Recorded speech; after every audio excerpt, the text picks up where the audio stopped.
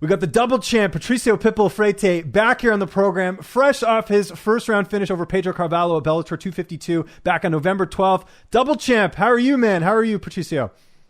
Hey, I'm good. I'm glad to see you, my friend. Yes, it's good to see you as well. And what a win that was. We'll talk about the performance in a second here, but I wanted to go back to when this fight was first scheduled back in March, a couple hours before you find the fight is canceled. How difficult was that to readjust after having the fight canceled back in March due to COVID-19? Faz parte, eu acho que eu passei por isso, mas it happens. Just as it was an issue for me, it was for my opponent as well. We're living at typical times, but we just came back home and worked hard on what we were doing and analyzing my opponent and devising the strategy and get ready to be back in there once everything was available. We didn't have a chance to speak leading into the fight. I know we tried to make it work, but how did camp go? Because it seemed like things went really well based off the result we saw. Did you have a good camp leading into the fight? It was good. At first, we had some complications due to the lockdown and all the COVID situation, but things got back to normal soon, so we were able to train properly. I didn't have any big issue, nothing to worry about. Could that fight have gone any better? You don't get paid by the hour. Yeah, I was wrong with my prediction. I told him back in March that I would submit him in 2 minutes. And it took me 2 minutes and 10 seconds, and it was a KO. So, right. But it's good.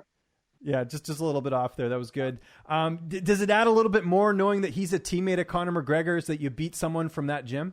Looks like his coach, John Kavanagh, liked it because at the press conference after the fight, he told the media that me versus Conor would be his dream match. So looks like it had a positive effect there. That's awesome. Good words from the coach. How do you feel like you and Conor would match up? I mean, you both have great striking. If this fight was before Conor had stopped fighting for a while, I think it would be my toughest challenge because he was in a very good rhythm and he was at the peak of his game. But right now, I think I would have a good time against him. I don't think he would be able to keep up with me.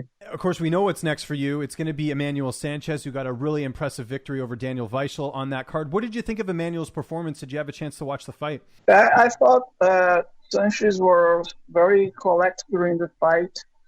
He was going on that high pace, but not outpacing himself.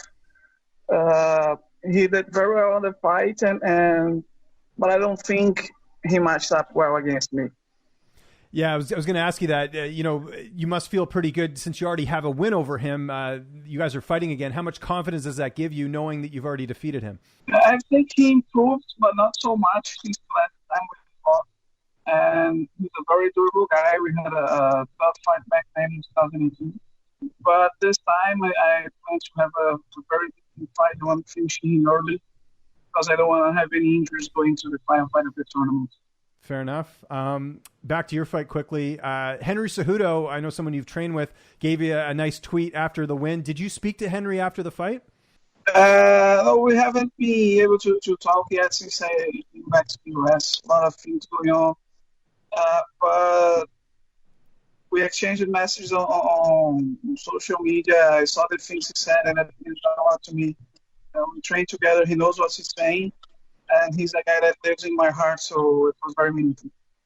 Do you think you'll train together again in the future? I know he's retired, but I believe he's still training. I don't believe in his retirement. I think he's coming back, and I'm sure we're going to train together again. He still has that fire.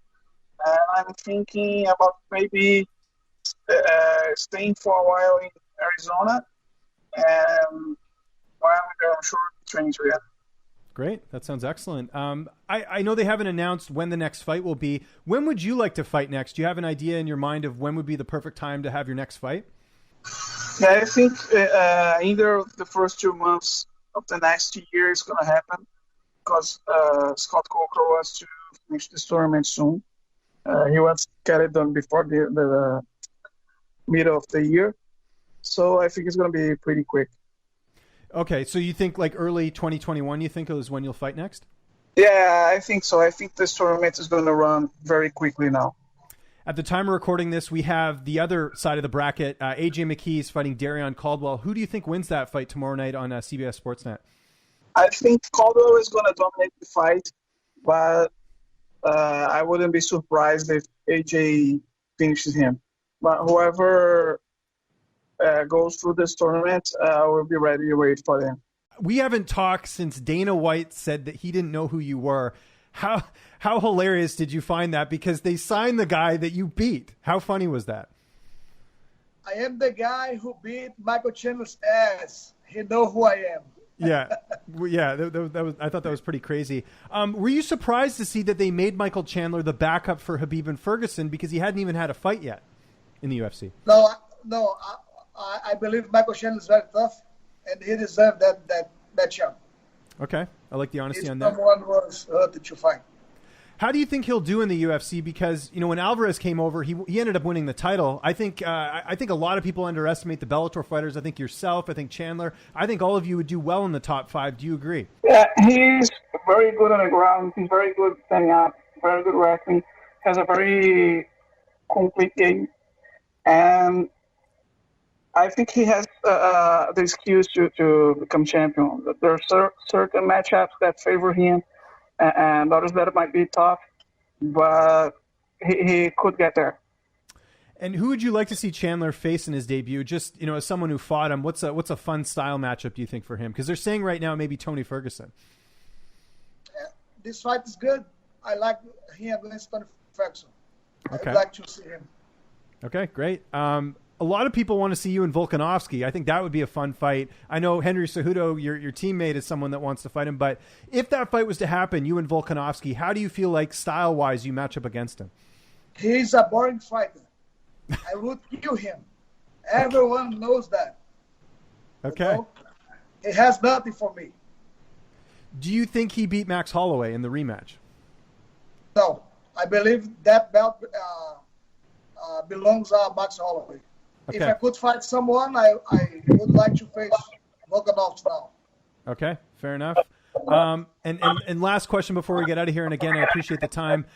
Any chance we'll see you drop to bantamweight after this tournament because you already have a win over the current bantamweight champion, Juan Archuleta? Yes, I want that belt, but I don't know if it's possible. I don't know if Bellator has time to do that.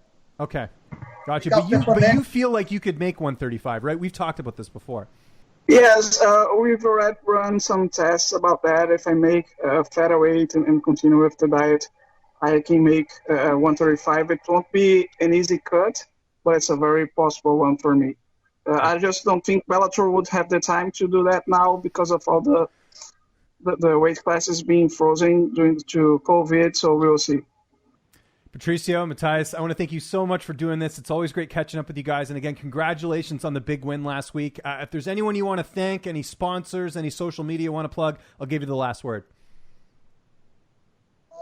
Thank you very much, my friend. Watch me destroy everyone. That's it.